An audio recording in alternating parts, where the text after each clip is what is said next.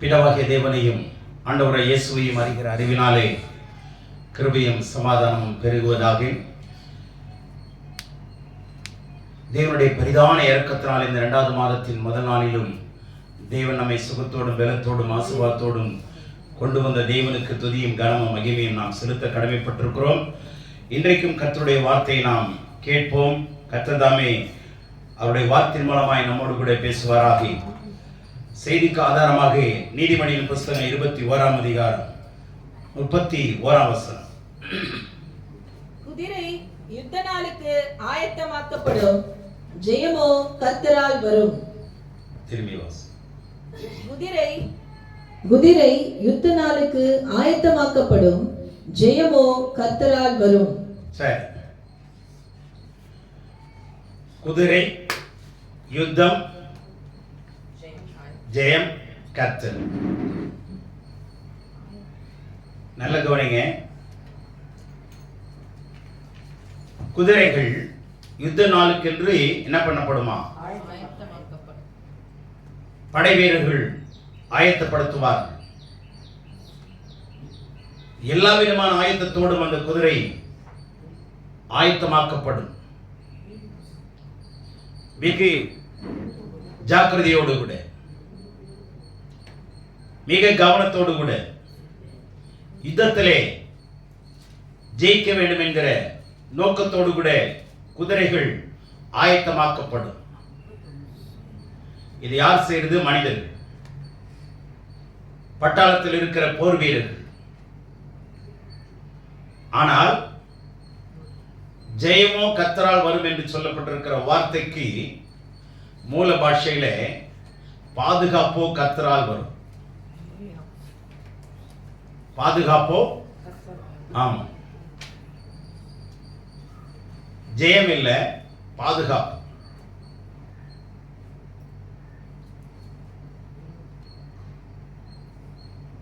குதிரைகளை மனிதன் நம்பிதான் யுத்தத்துக்கு போவான். ஆனா கடவுள் சொல்றாரு, குதிரைகளை நம்பாத, பாதுகாப்பு கொடுக்கிறது நான். அல்லேலூயா. பாதுகாப்பு கொடுக்கிறது நானு. யுத்தம் செய்ய, ஆனா அதுல பாதுகாப்பு கொடுத்தா தானே ஜெயிக்க முடியும். ஆகவே பாதுகாப்பு கடவுளுடையது. மனிதன் செய்கிற ஏற்பாடுகள்லாம் ஏற்பாடு பண்ணுங்க, ஆனா உன்னுடைய பாதுகாப்பு, உனக்கு வேண்டிய ஜெயம், உனக்கு வேண்டிய ரட்சிப்பு எல்லாம் கர்த்தரால் வரும். ஆகவே தேவனுடைய பிள்ளைகள நாம் எந்த ஒரு வாகனத்தையோ பொருளையோ குதிரையோ நம்ப வேண்டிய அவசியம் இல்லை. இங்கே குதிரையை பற்றி சொல்லியிருக்கு. ஏன்னா நல்ல கவனிங்க, சாலமோனுக்கு எகிப்திலிருந்து குதிரைகள் என்ன பண்ணப்பட்டதா? கொண்டு வரப்பட்டது. எகிப்தில் இருக்கிற குதிரைகள்லாம் பார்க்கிறதற்கு எப்படி இருக்கும்? ஜெய்ஜாண்டிக்கா, பார்ப்பதற்கு மிகவும் அருமையான, மிகவும் பலம் உள்ளதா, உக்கிரகமான, வேகத்தோடு கூட போகக்கூடிய பலமுள்ள குதிரைகள், பயிற்சிக்கப்பட்ட குதிரைகள், ஆயத்தப்படுத்தப்படுகிற குதிரைகள்லாம் எகிப்திலிருந்து வரப்பட்டதா. இப்ப சாலமோனுக்கு கடவுள் அதை அனுமதித்தார், வாங்குவதற்கு குதிரைகளை. ஏன்? குதிரை எப்பொழுதுமே எதற்கு பயன்படுத்தப்படும்? குதிரைனாவே யுத்தத்துக்கு தான். ஆனா இந்த ஆசீர்வாதம்லாம் சாலமோனுக்கு கொடுத்தவர் இந்த ஆசீர்வாதத்தை யாருக்கு கொடுக்கல தெரியுமா? ஆபிரகாமுக்கு கொடுக்கல. ஏன்? எல்லா ஆசீர்வாதம் இருந்ததா? மாடு இருந்ததா? ஒட்டகம் இருந்ததா? கழுதையெல்லாம் இருந்ததா? ஏங்க குதிரையை கொடுக்கல? நல்ல கவனிங்க. குதிரையை கொடுத்தா நம்மள யுத்தத்துக்கு போயிடுவான்னு ஆண்டவர் குதிரையை கொடுக்கல ஆபிரகாம். எதை யாருக்கு கொடுக்கணும்னு ஆண்டவருக்கு தெரியுங்க. சாலமோனுக்கு குதிரையை கொடுத்தவர் ஆபிரகாமுக்கு என்ன கொடுக்கல? இது வரைக்கும் நம்ம எதை பார்த்துருக்கிறோமா? தேவன் எல்லாவற்றிலும் ஆண்டவர் அவனை ஆசீர்வதிச்சாருன்னு தான் நினைக்கிறோம். ஆனா அது குதிரை ஆசீர்வாதம் யாருக்கு இல்லை? ஏன்னா யுத்தம் உன்னுடையது இல்லப்பா, யுத்தம் என்னுடையதுன்னு 14 யாத்திராமத்தில் சொல்றாரு. யுத்தம் என்னுடையது, நீங்களோ என்ன பண்ணுவீர்கள்? வசதியா இருக்கு அந்த வசனம், கம்ஃபர்டபுளா இருக்கு. நீங்களோ சும்மா இருப்பீங்க. அது கூட தெரியாம நீங்க சர்ச்சுக்கு வந்துட்டீங்க. மீனிங் எல்லாம் பாருங்க, வீட்டுல சும்மா இருக்கிறாங்க. ஏன்னா இந்த வசனத்தை அடிப்படையில் நம்ம சும்மா இருப்போம். அந்த இடத்துல என்ன இருக்குன்னா, சும்மா இருப்பீர்கள்னா சும்மா இல்ல, நீங்க யுத்த நாள்ல பயம் வரும்ல, கலக்கம் வரும்ல, திகைப்பு இருக்கும்ல, பிரமிப்பு இருக்கும்ல. என்ன ஆக போதோ, ஒரு மிகப்பெரிய கலக்கம், தயக்கம், மயக்கம் கூட வரும். அந்த நேரத்துல என்னுடைய சமாதானத்தை பிடித்துக் கொண்டு நில்லுன்னு இருக்கு, ஹோல்ட் யுவர் பீஸ்னு இருக்கு. சும்மா இருன்னு தமிழ்ல எழுதிட்டாங்க, சும்மா இரு. அதனால துதிக்கிறது இல்ல, ஜெபிக்கிறது இல்ல, தூங்கிட்டு உட்கார்ந்துட்டு இருக்கு. தேவனுடைய பிள்ளையை நல்லா கவனிங்க. சும்மா இருங்கிறதுக்கு வசனம் அப்படி இல்லை. நான் கொடுத்த சமாதானத்தை என்ன பண்ணிக்கோ, காத்துக்கொள். யுத்தம் வரட்டும், பயப்படாத, பாதுகாப்பு நான் கொடுக்கிறேன். எத்தனை எதிரிகள் வந்தாலும் பரவாயில்லை, பாதுகாப்பை நான் கொடுக்கிறேன். இந்த பாதுகாப்பு கொடுக்கிற ஒரு மிகப்பெரிய ஒரு என்ன சொல்லலாம், பொக்கிஷம் எது தெரியுமா? பாதுகாப்புக்காக கடவுள் கொடுத்திருக்கிற விஷயம் என்ன தெரியுமா? 19:10 வாசிங்க, நீதிமொழி.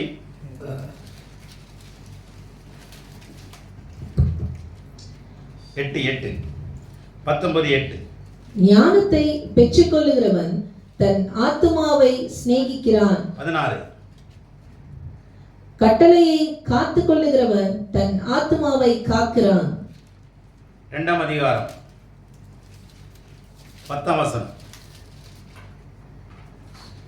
ஞானம் உன் இருதயத்தில் பிரவேசித்து அறிவு உன் ஆத்துமாவுக்கு இன்பமாயிருக்கும் போது நல் யோசனை உன்னை காப்பாற்றும், புத்தி உன்னை பாதுகாக்கும். 7ஆம் வசனம். அவர் நீதிமான்களுக்கென்று மெய் ஞானத்தை வைத்திருக்கிறார், உத்தமமாய் நடக்கிறவர்களுக்கு அவர் கேடகமாய் இருக்கிறார். பாதுகாப்பாய் இருக்கிறார். ஒரு மனுஷனுக்கு பாதுகாப்பு எதுல இருக்கு தெரியுமா? கர்த்தர் கொடுக்கிற ஞானத்தில் இருக்கு. ஞானத்தை பெற்றுக்கொள்கிறவன் தன் ஆத்மாவை காக்கிறான். நல்ல கவனிங்க, பாதுகாப்பு என்பது நீங்க என்ன நினைக்கிறீங்கன்னா, நம்ம வெளியில போகும்போது பாதுகாப்பு, வண்டியில போகும்போது பாதுகாப்பு, கொள்ளை நோயிலிருந்து பாதுகாப்பு, இது தருவார் என்று நாம் நினைக்கிறோம். தருவார் இல்லைங்க, இதுக்கெல்லாம் ஏற்கனவே தந்துட்டார். இந்த பாதுகாப்பெல்லாம் சரீரத்துக்கான பாதுகாப்பு 100க்கு 100 எங்க தந்துட்டாரு? சிலுவையிலே தந்துட்டாரு. இனிமே தரப்போறது இல்லைங்க, ஏற்கனவே தந்துட்டாரு. என் தழும்புகளினால் குணமானீர், என் நிழலில வந்தா உனக்கு ஆறுதல் கிடைக்கும். சிலுவையின் நிழலில் அனுதினம் அடியான் சாய்ந்திலை பாரிடுவே. சிலுவையின் நிழலில் அனுதினம் அடியான் சாய்ந்திலை பாரிடுவே. எவ்வித கொடிய இடருக்கும் அஞ்சிடு இருக்கா? ஏன்? சிலுவையில் ஆண்டவர் இயேசு எனக்காகவே எல்லா பாதுகாப்புக்கான எல்லா வேலையும் செய்து முடித்து விட்டார் பூரணமாய்.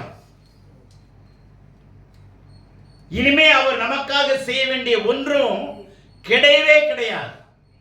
பரிபூர்ணமாய் அவர் செய்து முடித்திருக்கையில் நாம் சரீரத்துக்கான பாதுகாப்புக்காக விசுவாசிக்க வேண்டிய, அதாவது இனி விசுவாசிக்க வேண்டிய அவசியம் இல்லை.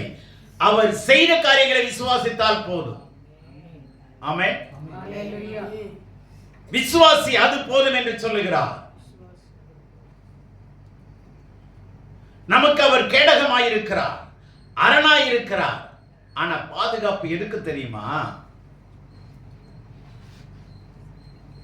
நம்முடைய ஆத்துமாவுக்கு. நல்லா புரிந்து கொள்ளுங்க. சரீரத்துக்கான பாதுகாப்பை கடவுள் 2000 ஆண்டுக்கு முன்னாடியே அவர் ஆயத்தம் பண்ணி வச்சிட்டார். அவர் ரத்தத்துக்குள்ள நம்ம பத்திரமா இருக்கலாம். அவர் ரத்தத்துக்குள்ள, ஆமா, அவர் ரத்தத்துக்குள்ள. ஏனென்றால் லேவியராகமத்தில் சொல்லப்படுகிறது, பலியிடப்பட்ட மிருகத்தினுடைய ரத்தம் 3 இடங்களில் வைக்கப்பட வேண்டும். 1 காதுகளின் வலது காதின் மடலிலே, 2 வலது கையின் பெருவிரலிலே, 3 வலது காலின் பெருவிரலிலே. இந்த 3 இடத்திலையும் முதல்ல என்ன வைக்கப்படும்? ரத்தம் வைக்கப்படும். இந்த ரத்தம் வைக்கப்பட்ட இடத்துல ஆசாரியன் அடுத்ததாக எண்ணெய் ஊற்றப்பட வேண்டும், எண்ணெய் வார்க்கப்பட வேண்டும். அல்லேலூயா. ஆக இந்த ரத்தத்துக்கு பின்னாடி என்ன வார்க்கப்படணும்? எண்ணெய் வார்க்கப்படணும். எங்கெல்லாம் ரத்தம் இருக்கோ அங்கெல்லாம் பரிசுத்த ஆவியானுடைய ஆளுகை இருக்கும். ஆமென். புரிந்தவர்கள் அறிந்து கொள்ளுங்கள், அறிந்து கொண்டவர்கள் புரிந்து கொள்ளுங்கள். இயேசுவின் ரத்தத்துக்குள்ள இருந்தா ஆவியான நம்ம மேல உலாவுவா. நம்ம சும்மா சொல்றோம், பாடுறோம், இரத்த கோட்டைக்குள்ளே நான் நுழைந்து விட்டேன், இனி எதுவும் அணுகாது, எந்த தீங்கும் தீண்டாது. நல்ல கவனிங்க. இயேசுவின் ரத்தத்துக்குள்ள நீங்க இருக்கிறீங்கிற விசுவாசம் இருந்தா போதும், எது ஒன்று உங்களை தொட வாய்ப்பே இல்லை. நான் இயேசுவின் ரத்தத்தில் மறைந்திருக்கிறேன், இயேசுவின் ரத்தத்திலே நான் மறைந்திருக்கிறேன். அந்த மாதிரி ஒரு மறைவு உலகத்தில் எதுவுமே கிடையாது. இரும்பினால் செய்யப்பட்ட சுரங்கம், குண்டு தொலைக்க முடியாத சுரங்கங்க. அந்த சுரங்கத்தை பூமிக்கு அடியில ஏற்படுத்தி அதுக்குள்ள மறைஞ்சிருந்தார் யாரு? Saddam Hussein. சதம் சதம் கதம் கதம் ஆயிட்டாரு. இரும்பு துளைக்காத அல்லது குண்டு துளைக்க முடியாத அளவுக்கு இரும்பு கோட்டைக்குள்ளே இருந்தான். அவனை கண்டுபிடிச்சு துரும்பாக்கிட்டான். கொஞ்ச நேரத்தில் இழுத்துட்டு வெளியே வந்துட்டான். சரிங்களா? பாதுகாப்பு மனுஷன் தேடுறாங்க. ஆனா இயேசுவின் ரத்தம் போல பாதுகாப்பு பலம் எதுவுமே இல்லை. இது உலகத்தில் இருக்கிற எந்த குண்டும் இதுக்குள்ள என்ன பண்ண முடியாது? சொல்லுங்க, பிரவேசிக்கவே உள்ள நுழையவே முடியாது. குண்டு துளைக்காத ஒரே ஒரு கவசம் எதுதான்? இயேசுனுடைய ரத்தம் ஒண்ணுதான். அதுக்குள்ள நீங்க இருந்தீங்கன்னா குண்டு குண்டா இருக்கலாம், சந்தோஷமா இருக்கலாம், பயப்படாம இருக்கலாம், கவலைப்படாம இருக்கலாம், மகிழ்ச்சியோட. உலகத்துல என்ன நடந்தாலும் நீதிமான் பாடி மகிழ்வான், நீதிமான் பாடி மகிழ்வான். குதிரை ஆயத்தப்படுத்துறியா? குதிரையை சார்ந்து கொள்ளாது. பாதுகாப்பு என்னால் வரும். பாதுகாப்பு கர்த்தருடையது. நல்ல கவனிங்க. 2 விதமான பாதுகாப்பு. சரீரத்துக்கான பாதுகாப்பு ஆண்டவர் இயேசு சிலுவையில கொடுத்து விட்டார், ரத்தத்தை சிந்தி. கிரயம் கொடுத்து நமக்கு அந்த பாதுகாப்பை கொடுத்திருக்கிறார். சும்மா கொடுக்கலங்க, அதுக்கான விலைக்கிரயத்தை கடவுள் கொடுத்திருக்கிறார். அதை கனம் பண்ணுங்க. அவர் கொடுத்த விலைக்கிரயத்தை நீங்கள் நானும் கொடுக்க முடியாதுங்க. உலகத்தில் எந்த ஒரு ஐஸ்வர்யமானாலும் இந்த கிரயத்தை என்ன பண்ண முடியாது. அவன் ரத்தம் சிந்தலாம், ஆனா அந்த ரத்தத்துல பாதுகாப்பு கிடைக்காது. ஏன்னா அவனுடைய ரத்தம் எல்லாம் பாவம் நிறைந்த ரத்தம், கரப்டடான பிளட் இல்லையா? அதுக்கு என்ன பண்ண முடியும்? நீ கடைசி ஒரு சொட்டு ரத்தத்தை கூட கொடு, ஆனா அந்த ஒரு சொட்டு ரத்தமும் உனக்கே வருவாது. உன் பாவத்தையே கழுவ முடியாது. ஏன்னா சேர்த்து வச்ச சொத்து அவ்வளவு இல்லையா? உன் ரத்தத்தினால உன்னையே கழுவ முடியாது. நல்லா புரிஞ்சுங்க. ஆண்டவர் இயேசுனுடைய ஒரு சொட்டு ரத்தம் போதுங்க. மகா பரிசுத்தமான, கரை இல்லாத, திரை இல்லாத, விலையேற பெற்ற உன்னதமான திரு ரத்தம் ஒரு சொட்டு போதும். அதுக்குள்ள நீங்க இருக்கிறீங்கிறத விசுவாசித்து நன்றி சொல்லிட்டு நீங்க எங்க போனாலும் பாதுகாப்பு உங்களுக்கு எப்படி உண்டாகும்னா ரத்தத்துக்குள்ள இருக்கிறதுனால ரத்தத்தை கனம் பண்ணி தேவனுடைய சித்தத்தின்படி தூதர்களை அனுப்பி காத்துக் கொள்வார். தேவ தூதர்கள் உங்களுக்கு பாதுகாப்பாய் வருவார்கள். வசனம் சொல்லுது, உங்க கால்ல சின்ன கல்லு கூட பற்றக்கூடாது, பாதம் கல்லில் இடராதபடிக்கு தங்கள் தேவனுடைய தூதர்களால் நம்ம என்ன பண்ணுவாரா? என்ன அருமையான பாதுகாப்புங்க. ஆனா ஆத்மாக்குரிய பாதுகாப்பை நீங்க தான் அடையணும். அதுக்கு நீங்க தான் பிரயாசப்படணும். ஏன்னா சங்கீதம் 22:29 இருக்குன்னு நினைக்கிறேன். ஒருவனும் தன் ஆத்மாவை என்ன பண்ண முடியாது? காத்துக்கொள்ளவே முடியாது. ஒருவனும் தன் ஆத்மாவை என்ன பண்ண முடியாது. ஆனா 19:10 சொல்லுது, கட்டளையை காத்துக்கொள்கிறவன் தன் ஆத்மாவை காக்கிறான். இங்க முடியாதுன்னு சொல்லுது, அங்க முடியும்னு சொல்லுது. கோணலானதை நேராக்கிறவன் யாருன்னு கேட்குது ஏசாயால. அதே ஏசாயா சொல்றாரு, சாரி பிரசங்கில சொல்லுது, கோணலை என்ன பண்ண முடியாதான், நேராக்க முடியாதுன்னு இந்த ஞானி தான் சொன்னாரு. யாரு? சாலமோன் ஞானி தான் சொன்னாரு, ஒருவனை என்ன பண்ண முடியாது, நேராக்க முடியாதுன்னு. அடே என்னடா நீ உன் புத்தியில சொல்லிட்ட. ஆண்டவர் பார்த்தாரு, தீர்க்கதரிசி ஏசாயா வச்சு கோணலானவைகள் நேராக்கப்படும், கோணலானவைகள் நேராக்கப்படும், பள்ளங்கள் நிரப்பப்படும், மேடுகள் தாழ்த்தப்படும், கரடானவைகள் சமமாகும். கொஞ்ச காலத்திலே ஆண்டவர் எல்லாத்தையும் புரட்டி போட்டாரு. கோணலை நேராக்க உன்னால முடியாதுன்னு ஒத்துக்கோ, ஆனா என்னால கூடாத காரியம் ஒன்றும் இல்லை. Everything is light thing in the sight of the Lord. Hallelujah. பிரச்சனை நம்ம கிட்ட தானே தவிர கடவுள்கிட்ட கிடையாது. நம்ம பார்வை தப்பு, நம்ம புரிந்து கொள்ளுதல் புரிதல் தப்பு. யுத்தத்தை நம்பி இருக்காரு, குதிரையை நம்பி இருக்காரு, உன்னுடைய செல்வத்தை நம்பி இருக்காரு, உன்னுடைய பொக்கிஷத்தை நம்பி இருக்காது, எல்லாம் அழியக்கூடியது. ஆனா ஆண்டவர் சொல்ற பாதுகாப்பு எதுக்கு தெரியுமா? ஆத்துமாவுக்கு. உலகம் முழுவதும் ஆதாயப்படுத்தலாம். உலக சிநேகம் தேவனுக்கு விரோதமான பகை. ஆனா ஆண்டவர் என்ன சொல்றாரு? உன் ஆத்மாவை நீ சிநேகிக்கிறியா? ஆத்மாவை சிநேகிக்கிறியா? ஏன் அந்த ஆத்மா ஏன் தெரியுமா? இந்த ஆத்மாவை ஏன் நீங்க சிநேகிக்கணும், நான் சிநேகிக்கணும்? சரீரத்தை சிநேகிக்க கூடாது. சரீரம் அழியக்கூடியது. is a mortal material. ஆமென். அழியக்கூடியது. ஆனா அழியாதது எது? அதுதான் பொக்கிஷம். அந்த அழியாத பொக்கிஷத்தின் மேல உன் கண்ணை வைங்க, அதை நேசிங்க. சரீரத்தை நேசிக்காதீங்க. நீங்க கவனிச்சு பாருங்களேன். நீங்க அலங்கரிக்கும் போது ஒரு ஐடியா சொல்றேன். எங்க அம்மா சொல்லுவாங்க, டாக்டர் மருந்து கொடுக்கும்போது மருந்தை கொடுத்துட்டு, இந்த மருந்தை நீ குடிக்கும்போது குரங்கு நினைச்சுக்காதான். இந்த மருந்தை குடிக்கும்போது எதை நினைச்ச கூடாது? குரங்கு நினைச்ச கூடாது.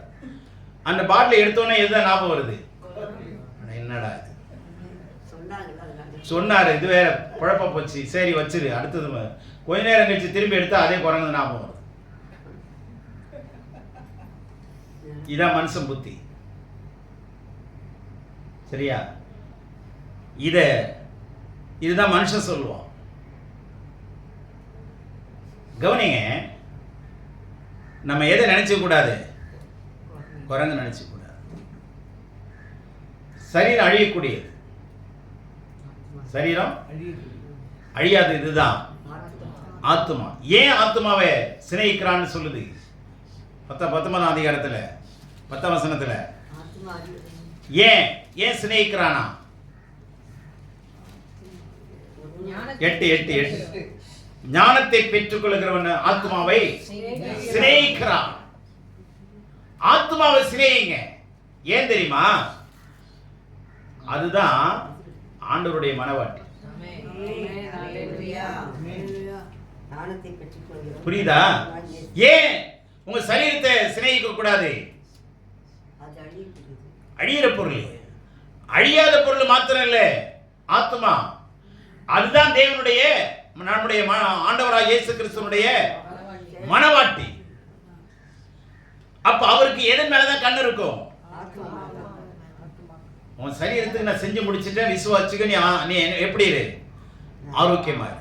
நீ எப்படி இரு? ஆரோக்கியமா இருக்க. உனக்கு எல்லாத்தையும் முடிச்சுட்டேன், என் தன்மையினால குணமாயிட்டேன், தன்மையினால குணமாயிட்டேன், எல்லா பயத்துக்கும் நீங்களா இருப்பா. அப்புறம் ஏன் கவலைப்படணும்? ஆனா கவலைப்படுறமா இல்லையா? கவலைப்படுகிறவர்களே பாக்கியவான்கள் எங்கேயாவது இருக்கா?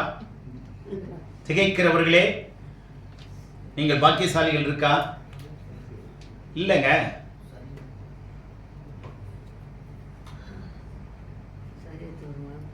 கவனிங்க, கவனிங்க, கவனிங்க, வசனத்தை கவனிங்க நல்லா.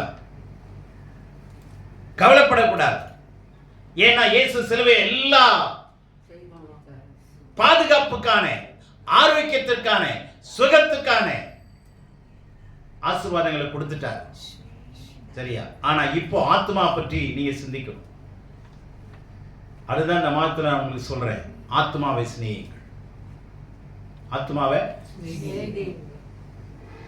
அப்போ எப்படி சிநேகிக்க முடியும்? சும்மா வாயாலையா?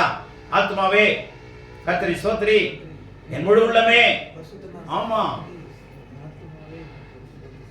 சொல்றேன்ல, ஒவ்வொரு ஜெபத்திலையும் சொல்றேன்ல, ஆத்மாவே கர்த்தரையே ஸ்தோத்திரி. ஒருத்தன் சொன்னா, ஆத்மாவே உனக்கு எல்லாம் சேர்த்து வச்சிருக்கிறேன், சாப்பிட்டுட்டு புசிச்சு குடிச்சு சும்மா சூப்பரா இளைப்பாரு, கால் மேல கால் போட்டு மல்லாக படுத்துக்கும். புரியுதா? ஆண்டவர் சொன்னாரு, முட்டா பயலன்னாரு. 103 சங்கீதத்தில் ஒரு வார்த்தை இருக்கு, ஆத்மாவே கர்த்தரையே ஸ்தோத்திரி. ஏன் தெரியுமா? ஏன் ஆவி சொல்லல, ஏன் சரீரத்தை சொல்ல நினைச்சேன்? ஏன்னா அந்த ஆத்மா தான் ஆண்டவருடைய சொத்துங்க, மனவாட்டி. அதனால மணவாளனை பார்த்து சொல்லுது, மனவாட்டியே நீ யாரை பார்த்து ஸ்தோத்திரம் பண்ண? மணவாளனை பார்த்து. அவர் தான் உன்னுடைய சிருஷ்டிகர், அவர் தான் உன்னுடைய நாயகர், அவர் தான் உன்னை நித்திய விவாகத்திற்கென்று நியமித்துக் கொள்வேன் என்று வாக்கு பண்ணினார். நித்திய விவாகத்திற்கென்று உன்னை நியமித்துக் கொள்வேன் என்று வாக்கு பண்ணினவர். அதனால நீ எதை நேசி? உலகத்தை நேசிக்காத. உலக சிநேகம், நண்பர்களை கொஞ்சம் தூரம் வை. வாலி பிள்ளைங்களுக்கு சொல்றேன், நண்பர்கள் இருக்கட்டும், வேணான்னு சொல்ல. ஆனா எந்த இடத்துல வைக்கணுமோ அந்த இடத்துல நிறுத்திரு. அந்த தோழமை ஆழமா போச்சுன்னா உங்களுடைய ஆவிக்குரிய ஆசீர்வாதத்திற்கு ஆபத்தான விஷயம். உலக சிநேகம் தேவனுக்கு விரோதமான பகை என்று அறியீர்களா? குட் மார்னிங்னா குட் மார்னிங், நல்லா இருக்கீங்களா? சந்தோஷம். ஆனால் அவங்க கூட சேர்ந்து எல்லாமே பண்ண ஆரம்பிச்சிங்கன்னா உங்களுடைய பக்தி வாழ்க்கை கண்டிப்பாக என்ன ஆகிடும்? கரைப்பட்டு போயிடும். சாலமோன் ஞானி எடுத்துங்க, அவருக்கு இருந்த ஞானம் நமக்கு இருக்கா? இல்லைங்க. ஆனால் அவராலேயே என்ன பண்ண முடியல தெரியுமா? அவராலேயே ஒரு மனைவியை கூட இஸ்ரவேல் மக்களை மாற்றவே முடியலங்க. ஒருத்திய கூட. எல்லாம் சேர்ந்து இவனை மாத்திருச்சு. கவனிங்க, பொருளை மாத்துறது, அதை மாத்துறதெல்லாம் பிரயோஜனம் இல்லைங்க. அருளை மாத்தாம பார்த்து, கடவுள் கொடுத்த அருளை காப்பாத்து. அப்போ இந்த ஆத்மாவை எதை வச்சு நீங்க நேசிக்க முடியும்? அங்க கவனிங்க, நீங்களா பேசிட்டு இருக்க கூடாது. ஆத்மாவை எப்படிதான் நேசிக்க முடியும்? ஞானத்தை பெற்றுக் கொள்கிறதன் மூலம். ஞானத்தை கண்டடைகிறவன் தன் ஆத்மாவை. அந்த வார்த்தை படிச்சோன்னே எனக்கு ஒரு பூஸ்ட் ஆச்சு. இந்த வசனம் பல முறை படிச்சு, ஆனா எனக்கு கண்ணுக்கே தெரியல. ஆத்மாவை நேசி. ஏன்டா ஆத்மாவை நேசிக்க சொல்றாருன்னா அதுதான் அவருடைய பொக்கிஷம். இப்போ உங்களை வாட்ச்மேனா வச்சிருக்கிறாங்க ஒரு வைர கிடங்குல. தங்கம் வைரம் இருக்கிற நகை கடையில் வாட்ச்மேனை வச்சிருக்கிறாங்க. எவ்வளவு ஜாக்கிரதையா இருக்கணுமா இல்லையா? எல்லாமே போட்டி இருக்குதான் இரவு நேரத்தில். ஆனாலும் ஏன் வாட்ச்மேனை வைக்கிறாங்க? கவனம், பாதுகாப்பு. மிக உன்னதமான பொருள் இருக்கு, விலை உயர்ந்த பொருள் இருக்கு. தூங்கிடக்கூடாது. திருட வரானோ இல்லையோ, எப்பொழுது எப்படி இருக்கணும்? விழிப்பாய் இருக்கணும், தூங்கிக் கொண்டே. ஆமா, அதுதான் பாட்டுடைய பிள்ளைகளை கவனிங்க. கர்த்தர் நல்லவர். அல்லேலூயா. ஆகவே ஆத்மாவை காக்கிறவன் எதன்னா கட்டளையை மாத்திரம் இல்லை, ஞானத்தை கண்டடைகிறவன், ஞானத்தை பெற்றுக்கொள்ளுகிறவன் தன் ஆத்மாவை சிநேகிக்கிறான். அப்ப இந்த ஞானங்கிறது என்ன? 1 Corinthians 1:31 என்ன சொல்லுது? அவரே தேவனா, அவரே என்ன? யாரு? இயேசுவே, மணவாளனாகிய கர்த்தரே தேவனால் ஞானமும் நீதியும் பரிசுத்தமும் மீட்புமானார். அப்போ ஞானத்தை பெற்றுக் கொள்கிறவன எதை? கர்த்தராகிய இயேசுவை பெற்றுக் கொள்ளுகிறவன், அவர் கொடுக்கிற கட்டளையை காக்கிறவன் தன் ஆத்மாவை சிநேகிக்கிறான். மனுஷனை நேசிக்கிறத விட இன்னைக்கு கிறிஸ்தவ பிள்ளைங்க நாயை நேசிக்குது. என்னங்க உங்க வீட்டு நாய் நல்லா இருக்குதானா? என்னங்க நாயின்ட்டீங்க? நாங்கள் அதுக்கு ராபின்சன் பேர் வச்சிருக்கிறோம். எவனோ விசுவாசி ராபின்னு வந்தா என்ன வருது? அவங்க ராபின்னு கூப்பிடுவாங்க. எதன்னு கூப்பிட்டா வந்தவங்களை கூப்பிடுறாங்க, நாயை கூப்பிடுவாங்க. இன்னைக்கு ஜனங்க மிருகத்து மேல நாட்டமா இருக்கு. மிருகத்தனமா பாதுகாக்கிறான். நான் வேணான்னு சொல்லல, ஆனா அது கொடுக்க வேண்டிய நேரம், அது எடுத்துக்கிற நேரம், அது கொடுக்கிற செலவு அத்தனையும் பாருங்க. ஒரு நாளைக்கு 300 ரூபாய் வரைக்கும் குறைஞ்சது செலவு பண்றான். அதுக்கு டாக்டர் செலவு, மருந்து செலவு, அதுக்கு எல்லாம் ஆட்டோவில் கொண்டு போறது, ஆட்டோவில் இறக்குறது. தாயை கொண்டு போக மாட்டான், அம்மாவை கொண்டு மாட்டான், நாயை கொண்டு போவான். அம்மாவை போய் நடந்து போய் என்னப்பா உனக்கு அப்படிங்கிறான். ஆனா நாயை தூக்கி எதுல வச்சுக்கிறான்?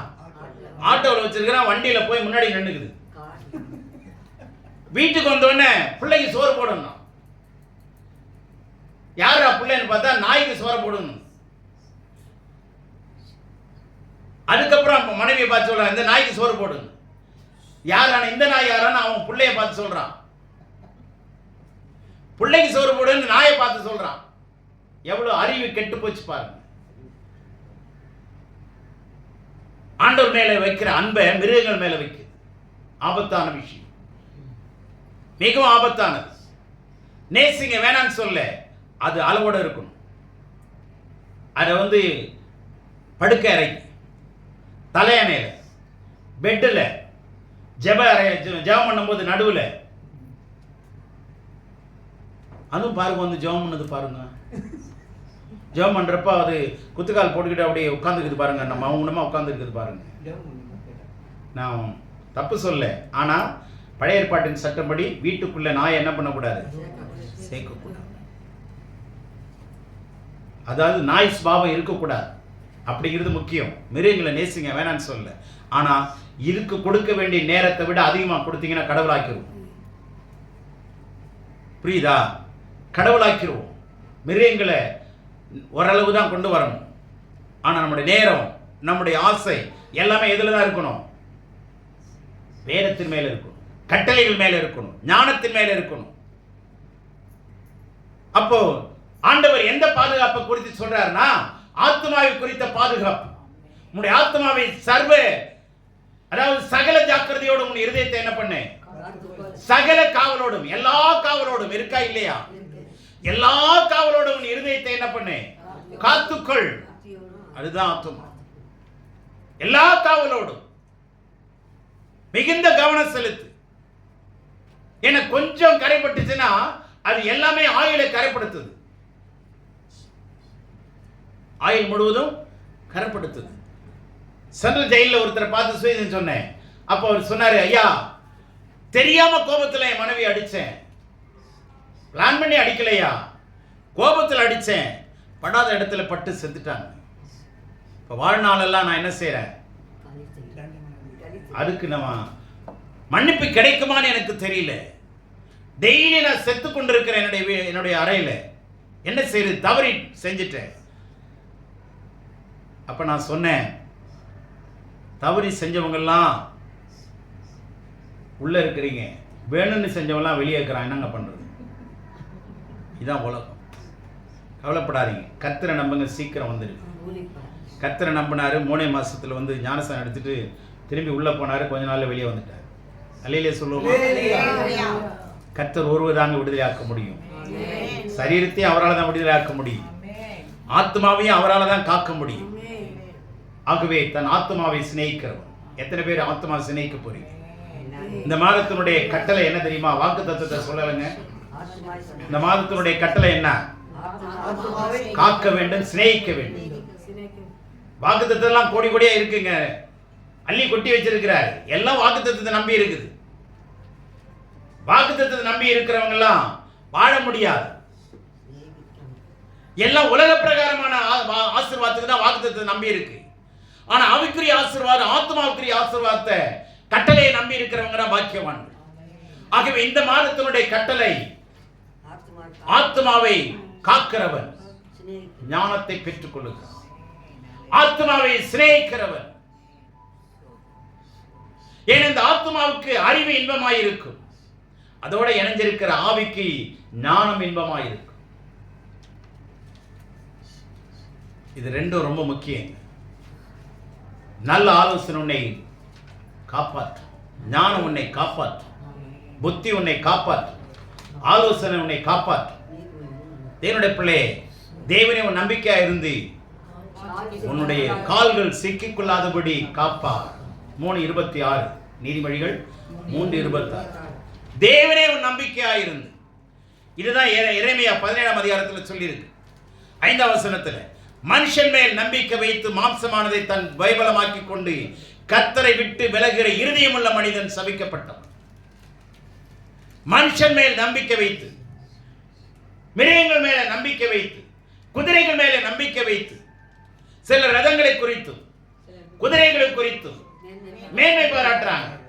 நானும் என் கர்த்தராகிய தேவனுடைய நாமத்தை குறித்தே மேன்மை பாராட்டுகிறேன். அல்லேலூயா. தேவனுடைய பிள்ளைகளே,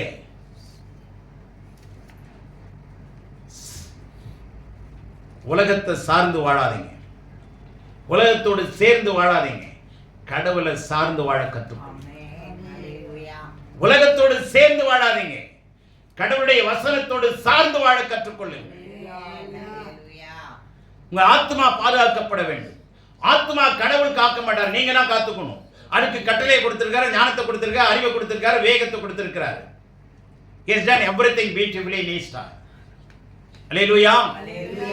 Nothing is left. Every blessings, all kinds of knowledge and wisdom already given. Amen. Hallelujah. எல்லாம் கொடுக்கப்பட்டிருக்கிறது.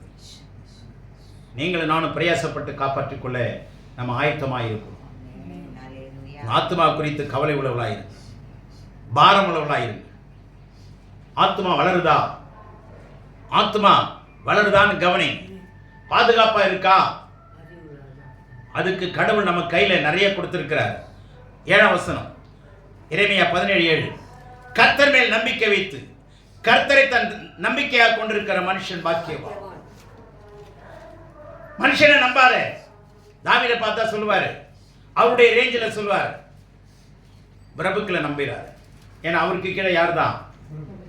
பிரபுக்கள், மந்திரிகள், தந்திரிகள் எல்லாம் அவர் ரேஞ்ச், அரண்மனை ரேஞ்ச். அந்த ரேஞ்சில் சொல்றாரு. அவரு யார் நம்பிறார? பிரபுக்களை நம்பாத, மந்திரியை நம்பாத. இந்திரா காந்தி அம்மா நம்பி இருந்தாங்க. யார? மெய்க்காவலனை நம்பி இருந்தாங்க. ஆனா அவனே துரோகம் பண்ணிட்டான். மெய்க்காவலனை நம்பி இருந்தாங்க. மனுஷனை நம்பாதே. பாதுகாப்பு அவரால் வரும். பாதுகாப்பு அவரால் வரும்.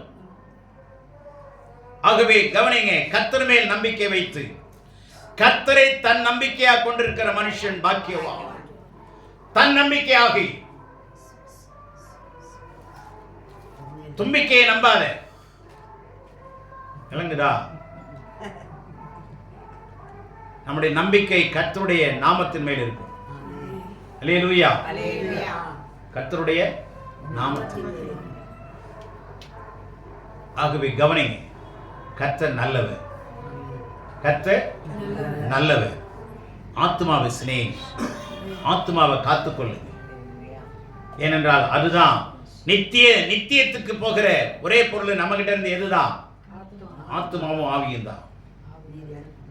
ஆத்துமாவும் ஆவியும் தான் நித்தியமாய் போக போகிறது, அல்லது நித்தியமாய் கடவுளோடு கூட வாழப் போகிறோம்.